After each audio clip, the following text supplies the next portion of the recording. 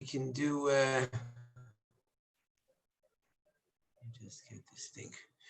Okay, for one thing, I just want to let everyone know that we do have a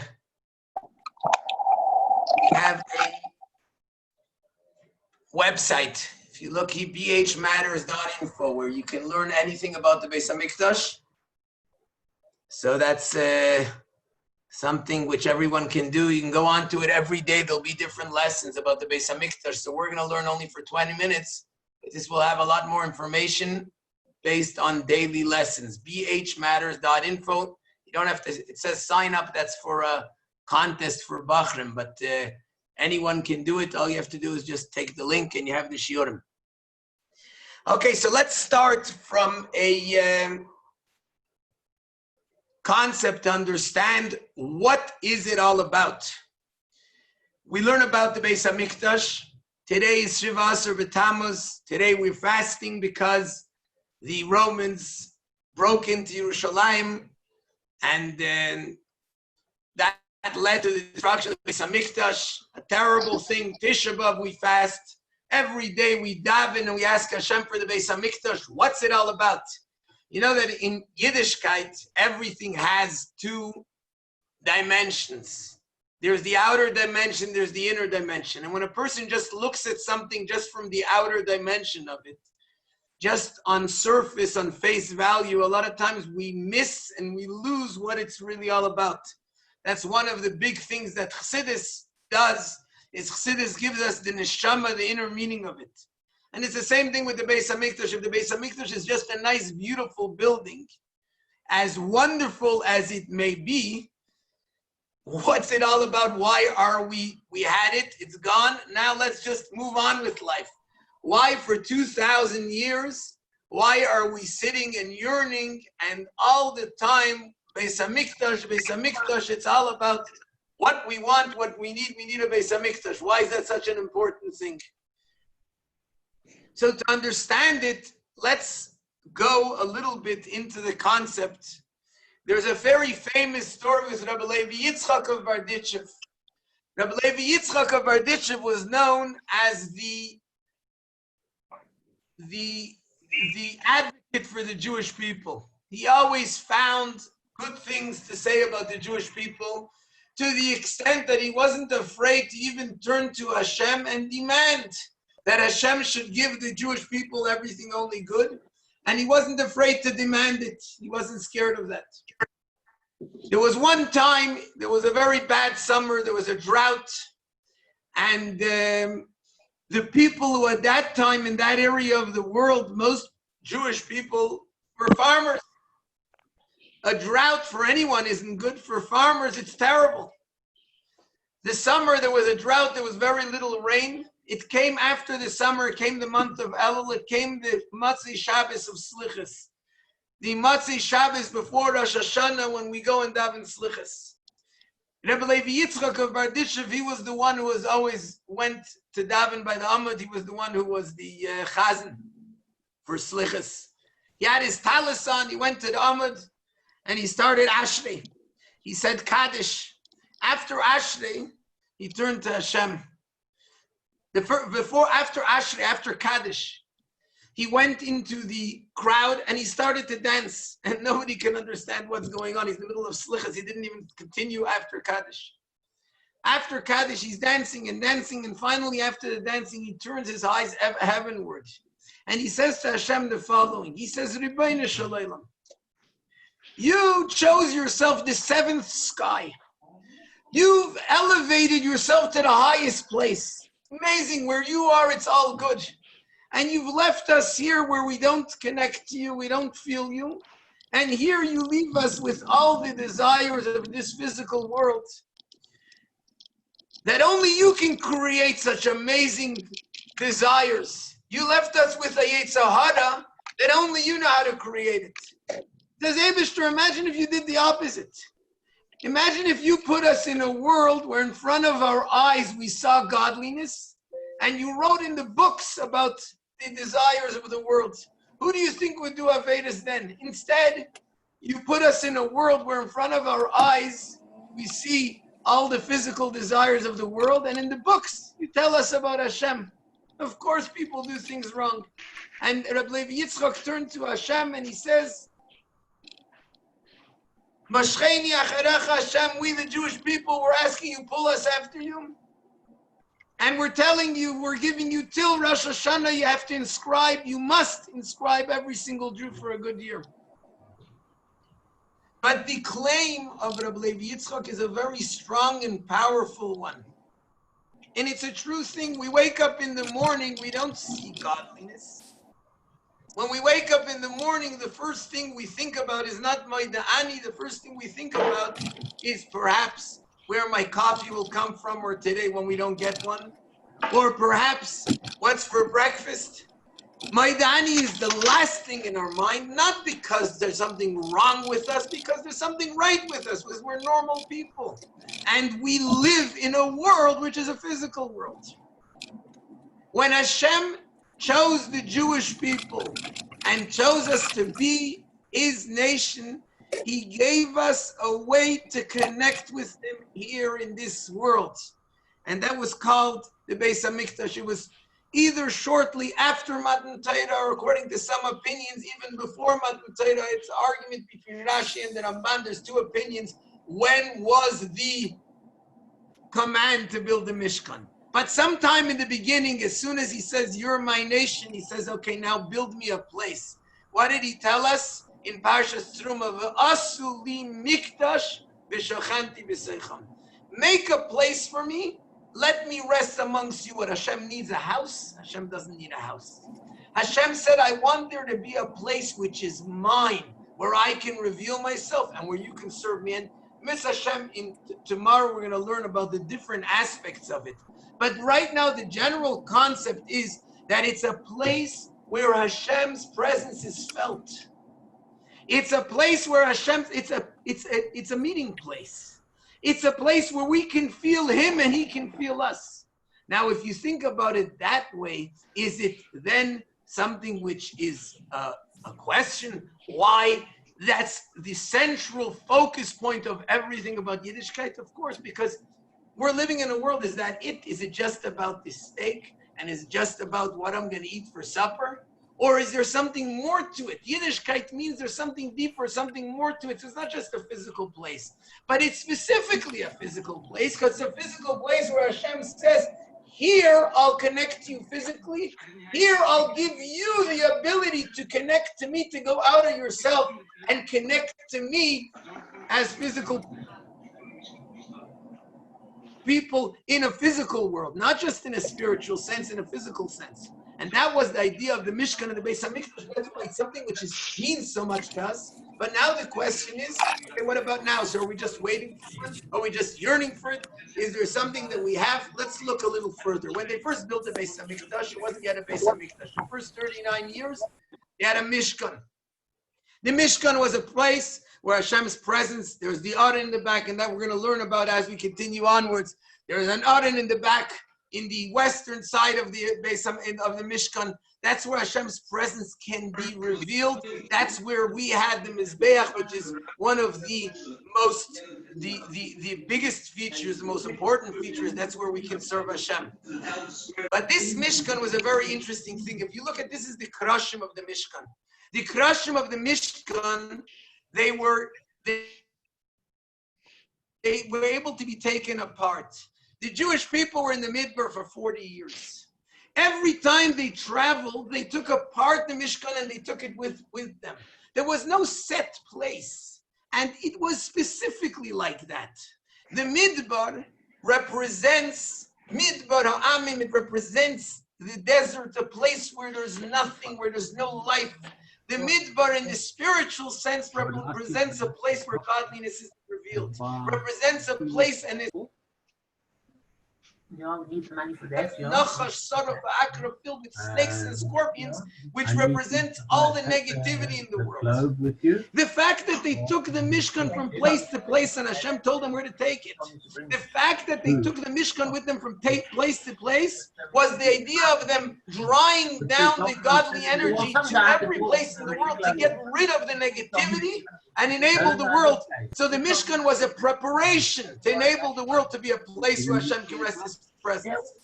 Then there came, when they finally came to Eretz Yisrael, and they were able to establish themselves there, then they made a Beis HaMikdash, not a mobile thing. This was a building. This was a proper building made of stone, and it's only in one place, and from that moment onward, it can never move anywhere else. The only place where we can have a Beis HaMikdash for Hashem is in this specific place in Yerushalayim, on top of Har HaBayis, on top of Har HaMoriah. Because this is now not like the Mishkan. The Mishkan is preparing the world that we should be able to bring Hashem's presence by getting rid of the bad and drawing in the good.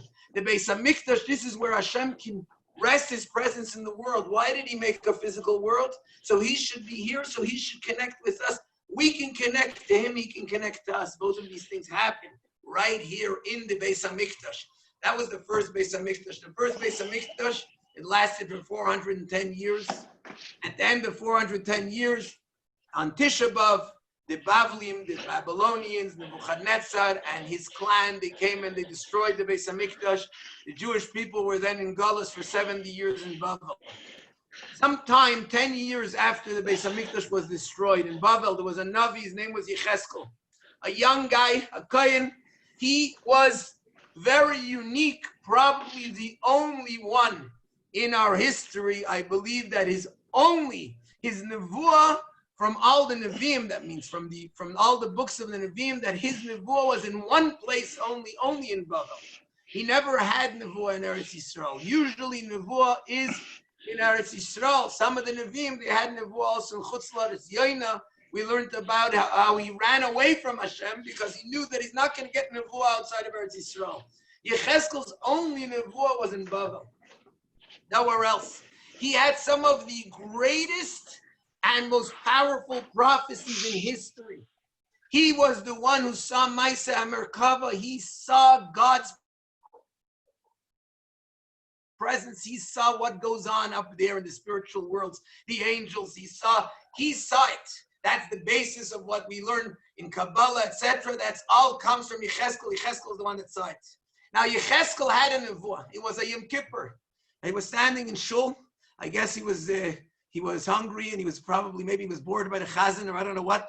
And he suddenly went into a trance on Yom Kippur, and he had a vision.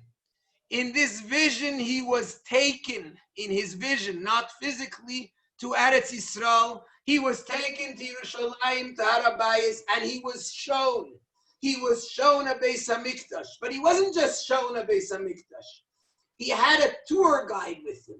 He had an angel. The angel had a stick, a measuring stick in his hand, as well as a string to measure where you have to go over the walls, where you have to bend it. And he showed him the exact measurements. He went through every single aspect of this Beis HaMikdash, and he showed him the measurements. And Hashem told him in the Nevuah, he said, remember, and listen to every single word that I'm telling you, and make sure that you will go back and tell the Jewish people every single aspect of it.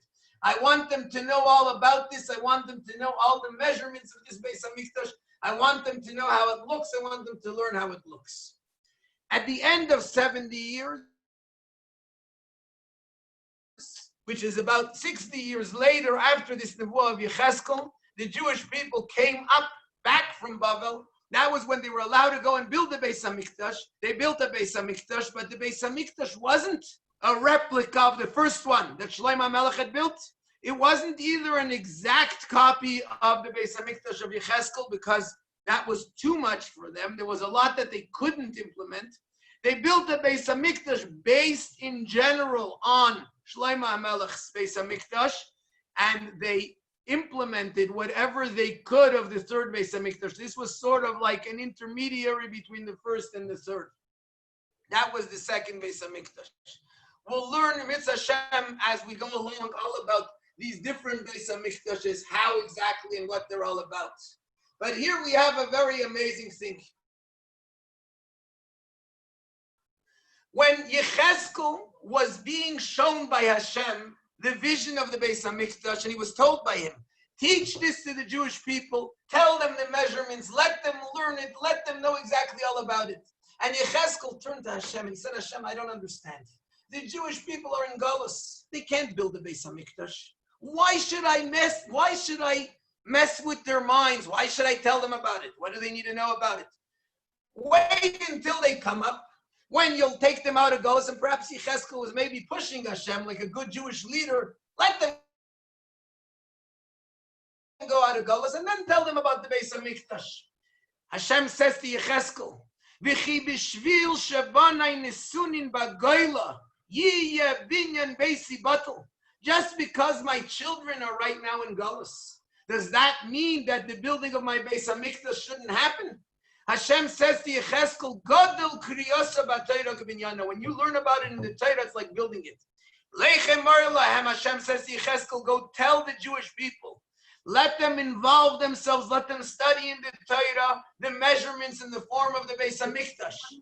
And with the merit that they'll learn about it, I will consider it as if they're actually involved in building it. The Rebbe points out an amazing thing. Hashem said to Yechezkel, what, just because the Jews are in Golus, the Beis HaMikdash shouldn't be built? Which means by learning about it, it actually is being built. And now we have an amazing concept, because there's actually a few points with regards to why we learn about the Beis HaMikdash. One point, which is brought also by the Rambam in his Pirush HaMishnayos and the Tosfos Yom Tov, they say a very interesting thing. They say, if you don't learn about the Beis HaMikdash, what's going to happen? We believe that Mashiach's coming. Mashiach's going to come. No one's going to know how to build it. Why then are we learning about the second Beis HaMikdash? I said, well, that's what we have. That has whatever it is, a little bit about the third. But at least we'll have a general idea when it comes, when it happens, we'll know how to do it. Hashem wants us to be ready to build it. If we don't learn about it, how are we going to know how to build it? That's one point. That's a good point, and that's one point. But that's still not it. That's preparing for the future. There's another reason why we would learn about the Beis HaMikdash. Because by learning about the Beis HaMikdash, we know that when a person studies the laws of a carbon, spiritually, it's as if he's actually bringing the carbon. That's like a spiritual thing. And like we mentioned before, we always need a Beis HaMikdash. So if we can't have it physically, at least we'll have it spiritually. Or like another type of idea, the Gemara says we have to make a remembrance for the Beis HaMikdash. So we want to remember this amazing Beis HaMikdash that we had, so we learn about it. The Rambam starts off, and it's an interesting thing, our time's almost up. Every single sefer of the Rambam, he starts with a pasuk, with a verse from the Nevi'im or Ksuvim, from either the prophets or from the Ksuvim. Why? Because this is like the introduction. This includes everything that he's going to talk about later. Tonight is the Siyam Rambam. Today's the Rambam's day. The Rambam, every sefer, every book he writes, he starts with one pasuk, which is sort of like the introduction to everything. It includes everything. Which pasuk does he use? He takes a pasuk in Tehillim. He doesn't use the pasuk that the Gemara uses about why we have to remember about the Beis HaMikdash. He says a different pasuk. He says, Shalu shloim Yerushalayim. Shalu means ask about and discuss and ask for the peace of Yerushalayim, Yishloi Vayavayich, which one thing it means, that now when Yerushalayim is not at peace, we have to want it to be at peace, and then eventually we'll merit that it should be in proper peace with the coming of Mashiach. But there's another amazing thing in the pasuk that the Rambam brings. Shalu means discuss. Don't just remember that there was a Beis HaMikdash. Don't just prepare for a Beis HaMikdash, which is going to come one day. Get involved in it. And do you know why? Because when we get involved in learning about the Beis HaMikdash now, it's not only that it's as if we're building. At the moment, until Mashiach comes in the next moment, and then we'll actually be able to build it. At the moment, all we could do is at least learn about it. There's a constant mitzvah to always be involved with the Beis HaMikdash. So if we can learn about it now, that's something which we have to do now. That's part of our positive commandment.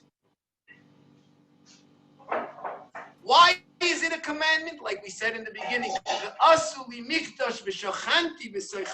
because here's the place where we have our connection with the Almighty. Here's the place where we can leave our own physical existence a little bit and connect to Hashem. And the way we can do this is learning about the Beis HaMikdash. So once again, those who wish, you can check it up online. There's more stuff about it. bhmatters.info. Every day there's stuff about the Beis HaMikdash. Please God, tomorrow will continue. Should be the fast day should be transformed, please God, into a holiday.